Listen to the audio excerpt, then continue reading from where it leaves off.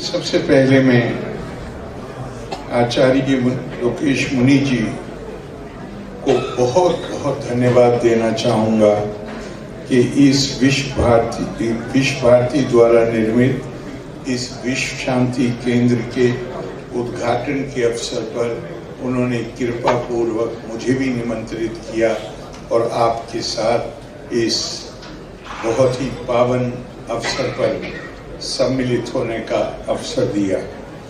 यहाँ इतने पूज्य संतों और श्रद्धालुओं का समागम देखकर मुझे श्रीमद् भगवत गीता की एक बहुत सुंदर बोला श्लोक है वो याद आया।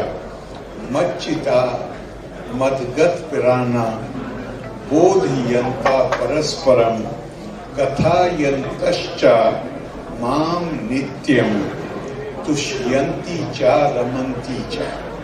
जब ऐसा समागम होता है तो भगवान अर्जुन से कहते हैं कि ये वो लोग हैं जो मुझ में ही चित्त को स्थिर करने वाले हैं और मेरे अंदर ही अपने प्राणों इंद्रियों को अर्पित करने वाले हैं।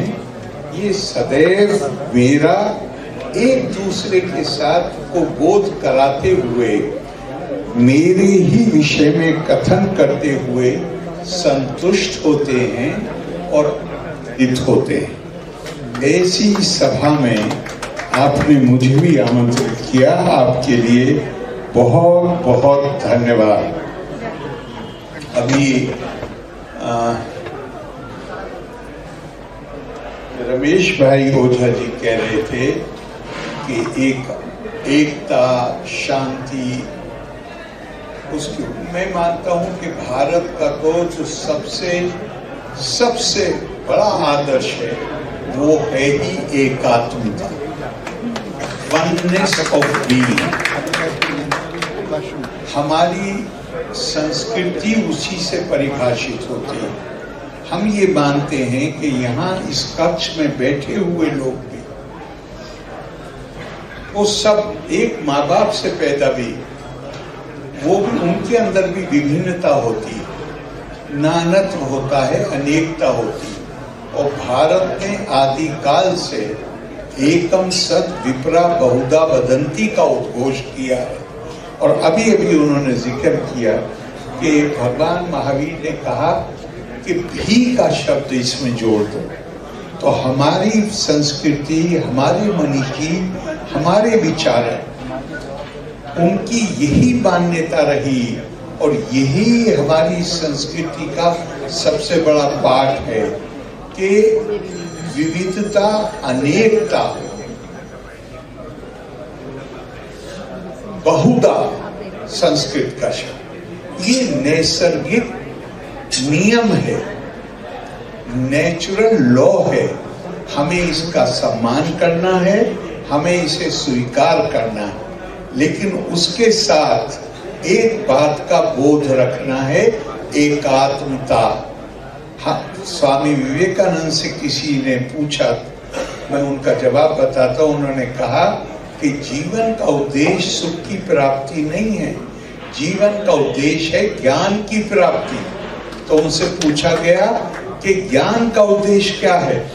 तो उन्होंने कहा ज्ञान का उद्देश्य है कि इंसान अपने अंदर ये क्षमता योग्यता पैदा करे जहां सामने से नजर आने वाली विविधता को के पीछे छुपी हुई वास्तविक एकता को देख सके।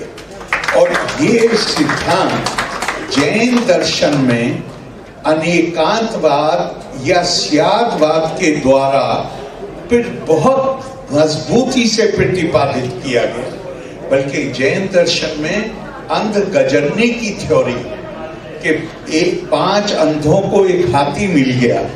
अब उन्होंने किसी के हाथ में पूंछ आई, किसी के हाथ में टांग आई, किसी के हाथ में सूंड आई और एक दूसरे से उसको डिस्क्राइब उसका वर्णन कर रहे हैं कि हाथी कैसा होता है। एक ने सूंड का नक्शा बता दिया, एक ने पूंछ का बता दिया, एक ने पैर का बता दिया। तो उन्होंने कहा कि हम सब हमारी ये क्षमता नहीं है कि हम इन आंखों से उस वास्तविक वो एकता हमारी इन आंखों को नजर आ जाए। उसके लिए आपको ज्ञान चक्षु की जरूरत होती है और ज्ञान प्राप्ति ही इस संस्कृति का असल उद्देश्य है। एक जगह नहीं कहा गया, भरा पड़ा है। एकम सद विप्रा बहुधा वदन्ति, अहम ब्रह्मास्मि तत्त्वमसि, अयम आत्मा ब्रह्मा प्रज्ञानम ब्रह्मा यो मां पश्यति सर्वत्र सर्वम चामयि पश्यति तस्याहम न पिण्यश्यामि सा चा में न पिण्यश्यति। जो मुझको सब में देखे और सबको मुझ में देखे, न मैं उससे अलग होता हूं न वो मुझसे अलग होता है। ये कुछ और भी यथाभूत मुझे ये बड़ा बहुत मुझे लगता है कि इसमें बड़ी सशक्त अभिव्यक्ति, यदा भूता पृथक भावा मेकस्थमनो पश्यति तत्एवाचा विस्तारम ब्रह्म संपद्यते तथा। ये जो भी आप डाइवर्सिटी देख, इसका अर्थ जो श्रीमद् भगवद गीता में कि जो भी आप अनेकता देख रहे हैं, विविधता देख रहे हैं, इसका स्रोत एक है। ये सब एक ही जगह से इसका उद्गम है। तो जब एक ही जगह से उद्गम है, जिस तरह एक ही माँ बाप से बच्चे पैदा होते हैं जिनकी अलग अलग रुचि होती है, अलग अलग उनके फेशियल फीचर्स होते हैं, और बल्कि उससे भी और पहले कहा गया है सो कामा यथा बहुश्याम बिरजा, ये अर्थात जब आदि काल में परमात्म तत्व ने ये कामना की मैं अपनी बिरजा को पैदा करने के लिए बहुरूप हो जाऊं, तो अगर उसने कामना की है कि मैं बहुरूप हो जाऊं, तो आप उसका एक रूप हैं, मैं उसका एक रूप हूं। ये भारत की एकात्मता, ये अपने अंदर क्षमता पैदा करना। पूरा अनेकांतवाद पढ़िए, सियादवाद पढ़िए, आपको दूसरी को मतलब सारा इसी पर ही जोर है। और मुझे एक और बहुत ही सशक्त अभिव्यक्ति लगती है जो मैं आपसे उसी में जो भाई जी ने कहा कि हमारा एकता, और कहा कि वो मनसा एवा इदम आप्तव्यम नेहा नाना अस्ति किंचन मृत्यो सा मृत्युम गच्छति या इहा नानेवा पश्यति। जो कोई, इस श्लोक में क्या कहा गया कि अपने दिमाग को प्रशिक्षित करना पड़ेगा ये समझने के लिए कि इस विविधता के पीछे एक छुपी हुई वास्तविक एकता है, और जो इस वास्तविक, जो ये सामने से नजर आने वाली विभिन्नता को वास्तविक समझेगा, वो मृत्यो सा मृत्युम गच्छति ना इहा नानेवा पश्यति या इहा नानेवा पश्यति। और जो इसको वास्तविक समझेगा वो मृत्यु से मृत्यु में यात्रा करता रहेगा, उसे कभी मोक्ष प्राप्त नहीं होगा। इतना जोर है हमारी संस्कृति में इस बात पर कि हमें सबके अंदर, कहीं किसी ने बहुत अच्छा एक हिंदी में उन्होंने कहा है कि उन्होंने बोला होगा कि आप जल्दी आ जाओगे, मानव का किसी रूप में अपमान न करना, मानव का किसी रूप में अपमान न करना, फिरता है वही सब जमाने में भेष बदल कर।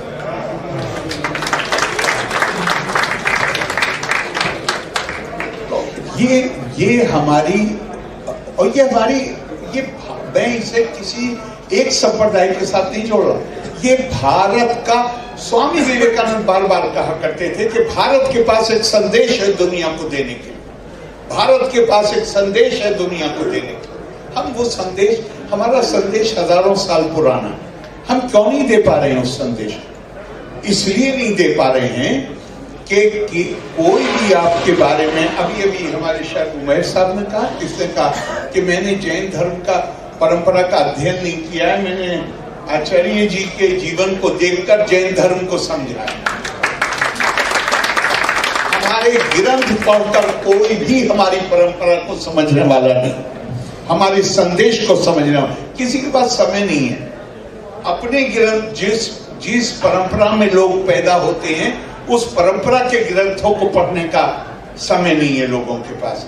कौन दूसरे की परंपरा को समझने के लिए, जब नहीं आर्य मोहम्मद का भारतीय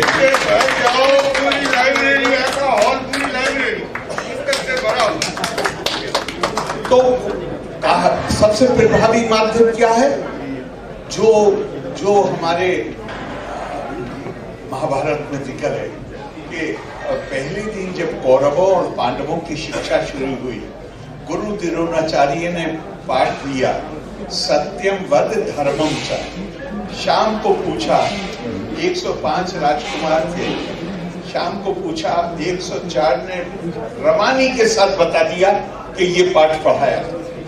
और जिन्हें धर्मराज युधिष्ठिर कहते हैं, उन्होंने शाम को कहा मुझे याद नहीं। रोजाना डांट खाई, रोजाना डांट खाई, और जीवन के अंत में कहा, गुरु से डांट खाई रोजाना, और जीवन के अंत में कहा गुरु ने जो मुझे पाठ पढ़ाया था पहले दिन, उसको याद करने में पूरा जीवन लग गया। क्यों जीवन लग गया? कि केवल तोते की तरह उसको दोहरा देने से ये नहीं माना जा सकता कि हमने पाठ को याद कर लिया। पाठ तो याद तब होगा जब वो हमारे आचरण में उतरे। मैं कहता हूं शांति को खतरा क्या है? शांति को खतरा, हम सब मानव हैं। मैं अगर अपने आप को ये मानूंगा कि मैं आपसे श्रेष्ठ हूं, मैं आपको वो अधिकार से वंचित करने की कोशिश करूंगा जो मेरे पास है या जो मैं हासिल करना चाहता हूं, आपस में तनाव पैदा होगा। तनाव पैदा होगा तो फिर वो आगे बढ़ता है। तो वो ये मुझे बहुत इस बात का कहना चाहूंगा कि मुझे एहसास भी है और गर्व भी है कि अब मैं उस राज्य में हूं जिस राज्य में भगवान महावीर वही पैदा हुए, भगवान बुद्ध वही पैदा हुए, गुरु गोविंद सिंह जी वही पैदा हुए। तो ये बड़ी समृद्ध परंपरा है जहां यही भारतीय संस्कृति की शिक्षा पूरे देश को, पूरे विश्व को उसी धरती से दी गई। तो मैं एक छोटा सा आपको कहता हूं कि शायद उससे पहले एक और बात कहूं। हमारे पुराना जो तरीका था, आज तो फैमिली न्यूक्लियर हो रही है, नहीं वो कोई उसकी बात नहीं, वो युग के साथ एक युग धर्म भी होता है। तो फैमिलीज में जब जॉइंट फैमिलीज होती थी, परिवार मिलता, तो क्या होता था, बड़ा भाई छोटे भाई के बच्चे को गोद में लेकर खिलाता था। अपने बच्चे को कभी गोद में नहीं लेता था कोई भी आदमी, अपने भाई के बच्चे को गोद में। तो छोटे से क्या मतलब है? केवल उम्र छोटी नहीं,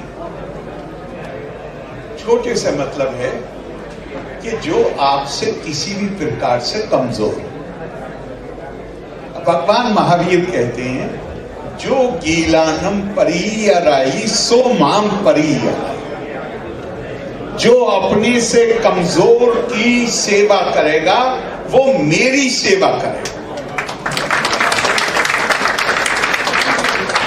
अगर अशांति पैदा होती है अपने लिए विशेष अधिकार सुरक्षित करने से और अपने आप को श्रेष्ठ मानने से, तो जो हमसे कमजोर है उसकी हम सेवा करेंगे तो उससे क्या सुनिश्चित होगा? केवल और केवल शांति। महाराज आपका काम मामूली नहीं, तो आप अपना वॉलंटियर मान लीजिए, ये मामूली काम नहीं। ध्यान रखिए कि हम युद्धों की बात करते हैं, युद्ध हथियार से लड़े जाते हैं, लेकिन युद्ध की शुरुआत मानस में होती है। अगर युद्धों को रोकना है, तनाव को रोकना है, हिंसा को रोकना है, तो मानस को प्रशिक्षित करना पड़ेगा। और प्रशिक्षण का क्या हाल है? मैं जितनी जैन कहानियां पढ़ता हूं, मुश्किल से कोई ऐसी कहानी मिलती है जहां पर भगवान महावीर के उपदेश को क्या कहते थे? देशना कहते थे उपदेश। तो भगवान महावीर के देशना में नाम ले लेके लिखा हुआ है, और मैं चाहता हूं इस पर गौर करिएगा कि वहां राजा भी बैठा हुआ है, राजा का मंत्री भी बैठा हुआ है, व्यापारी भी बैठा हुआ है, किसान भी बैठा हुआ है, और हद ये है कि जो आदमी जानवरों, पशुओं का गोश्त बेचकर उससे अपनी रोजी रोटी कमाता था, वो भी बैठा हुआ। उन्होंने ये नहीं कहा कि तुम हिंसा करते हो तो यहां से उठ के चले जाओ। उसका वो दिल जीत, उसका मानस को प्रशिक्षित करना चाहते थे, जोर जबरदस्ती से नहीं, मानस को प्रशिक्षित करने के लिए। हमारे देश की परंपरा मानस को प्रशिक्षित करने की परंपरा है, और आपने उसके लिए ये बहुत बड़ा केंद्र बनाया। मैं आपको साधुवाद देता हूं, आपको शुभकामनाएं देता हूं, और मुझे अगर आप अपना वॉलंटियर बना लेंगे तो और धन्यवाद दूंगा। लोका समस्ता सुखिनो भवन्तु। धन्यवाद। जय हिंद।